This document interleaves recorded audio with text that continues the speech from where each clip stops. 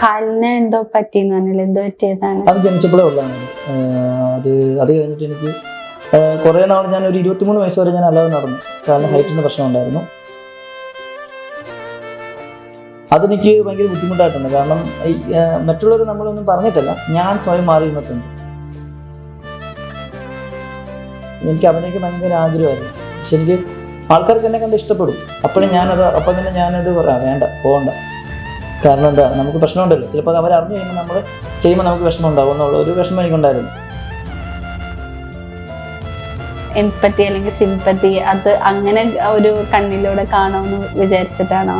അതെനിക്ക് അങ്ങനെ പറയാൻ അറിയത്തില്ല. പക്ഷെ എന്റെ കുറവുകൾ ആരും അറിയാൻ പാടില്ല, അങ്ങനെ ഒരു ചിന്തയായിരുന്നു ആ സമയത്ത്. അപ്പൊ ആരൊക്കെയാണ് അനുകരിക്കാറ്? ഞാൻ മെയിനായിട്ട് ചെയ്യുന്നത് ചാക്കോച്ചന്റെ ശബ്ദമാണ്. പിന്നെ അല്ലാതെ കുറച്ച് ശബ്ദങ്ങളൊക്കെ ചെയ്യും. പിന്നെ ചാക്കോച്ചന്റെ ശബ്ദത്തിലേക്ക് വന്നപ്പോഴത്തേക്ക് കുറേയൊക്കെ നമ്മൾ പ്രാക്ടീസ് കുറച്ചിട്ടുണ്ടായിരുന്നു. ചെന്ന സമയത്ത് തന്നെ എഴുന്നേറ്റ് എൻ്റെ അടുത്ത് വന്നു. ഞാൻ അങ്ങോട്ട് ഇരുന്നപ്പോൾ, എൻ്റെ അടുത്ത് വന്നല്ല, ഞാൻ അങ്ങോട്ട് ഇരുന്നപ്പോൾ പുള്ളി എഴുന്നേറ്റിട്ട് എന്നോട് സംസാരിച്ചു. ഒരു താരജാടി ഒന്നുമില്ലാത്തൊരു നടനാണ് ചാക്കോച്ചൻ.